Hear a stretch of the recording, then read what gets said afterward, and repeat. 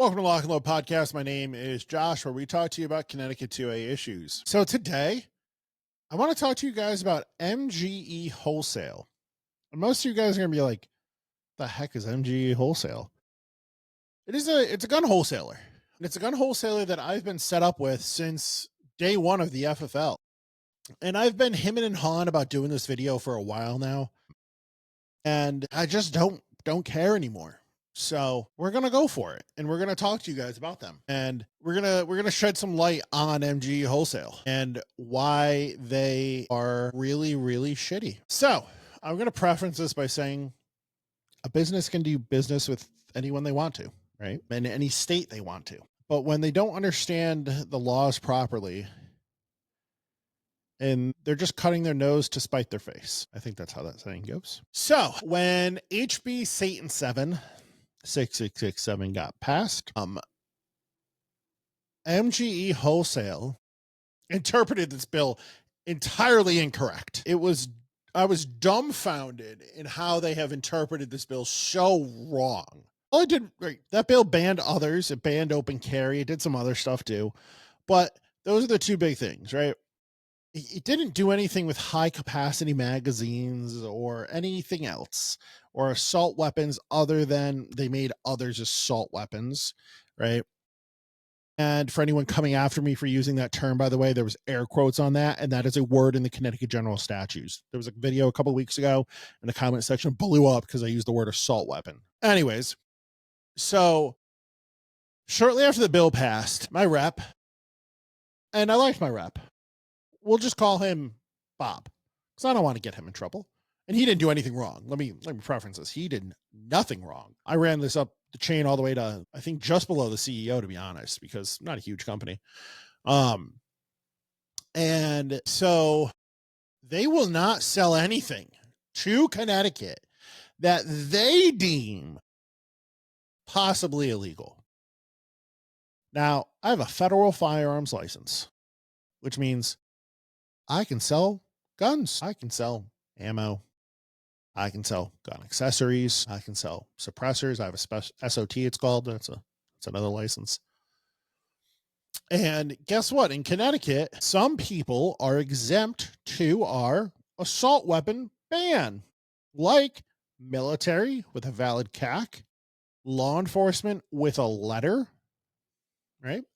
The two examples there. High capacity magazines, those same people, and also corrections with proper credentials, obviously.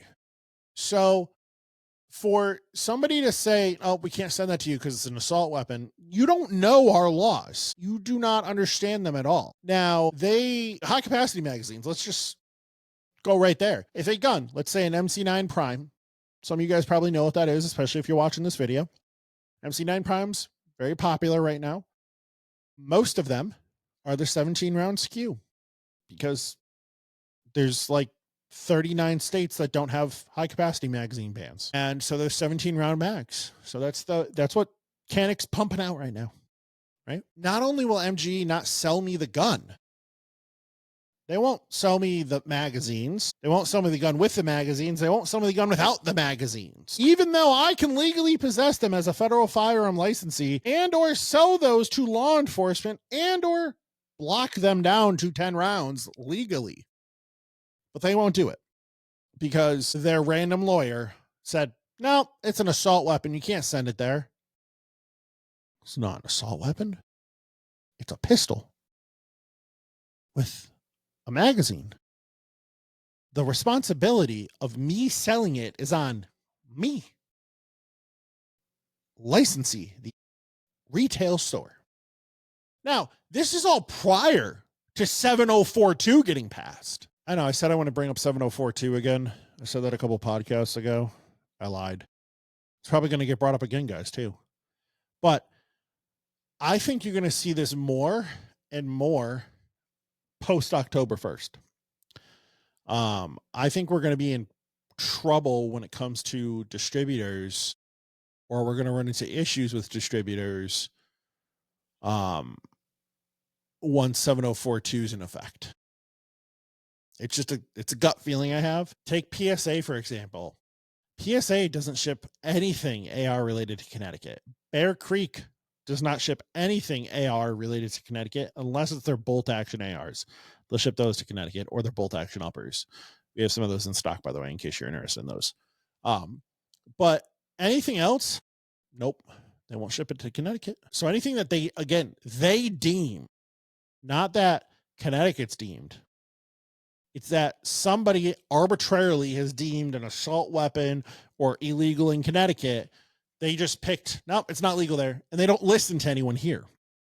They don't listen to any stores here. They don't listen to any attorneys here. They're just like, nope, it's not legal there because XYZ reason, even though they're not interpreting the law correctly. And it's, I don't know, it gets very frustrating. So going back to MGE Wholesale, I've stopped doing business with them completely, which is super disappointing. I really liked my rep, Bob, and it sucks for him because I'm sure these reps make commission, and I was spending a good amount of money with Bob. Bob doesn't get a dime now. Bob hasn't gotten a dime in probably a year now. I think the last time I spent any money with them was when eForm started speeding up and they had some suppressors available. If this gets back to MGE Wholesale, they'll probably close my account, so we ain't going to be doing any business with them anyways. But they're like my 7th wholesaler, and I haven't used them in a long time anyways. It is what it is at this point. They did it to themselves, unfortunately, and that's on them. I didn't choose this. They chose that. And I brought this issue all the way up as far as I could up the chain of command, and they just didn't care. I wish I had my email up and ready to go here.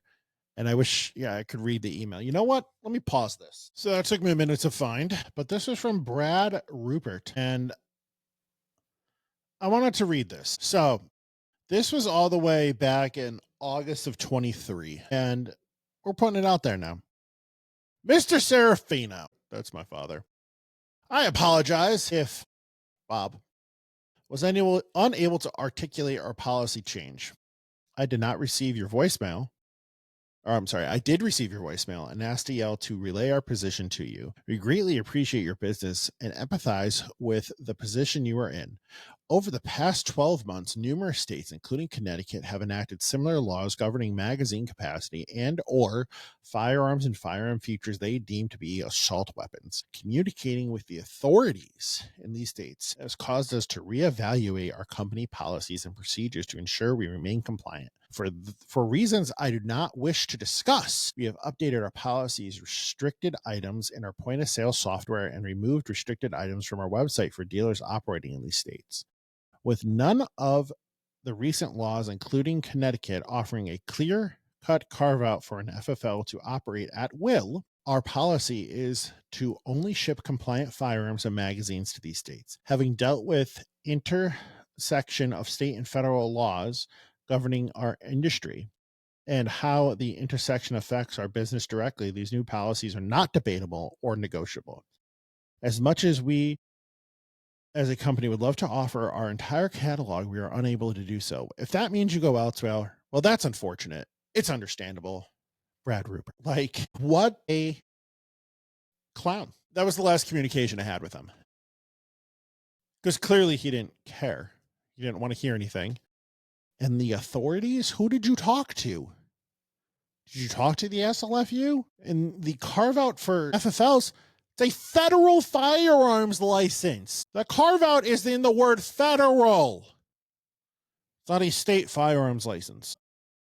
I really recommend, if you're a new store starting out, don't do business with MGE Wholesale. Because the second your state might do something dumb, they're just not going to do business with you. And we shouldn't do business with them.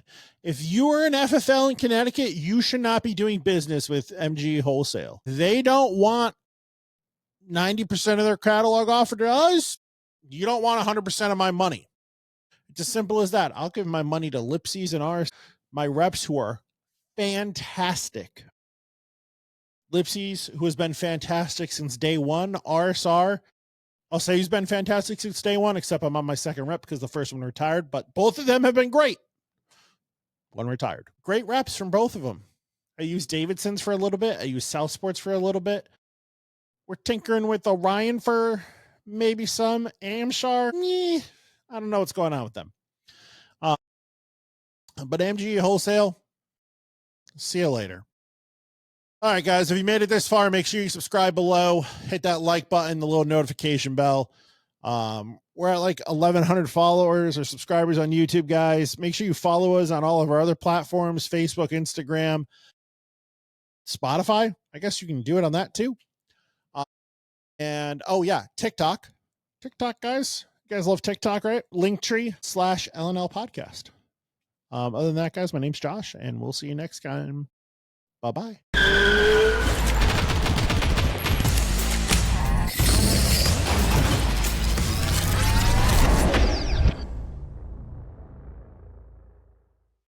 Lock and Load podcast is sponsored by Lock and Load Firearms, Connecticut's #1 rated gun store and pistol permit class on Google. Come check us out, 1573 Meriden Waterbury Turnpike in Southington. Lock and Load Firearms. Lock and Load podcast is also sponsored by Patriot Wear Holsters, custom-made Kydex holsters locally made in Waterbury, Connecticut. www.patriotwearholster.com and use code LNL podcast for 10% off your purchase. Orders available for shipping or pickup at various locations.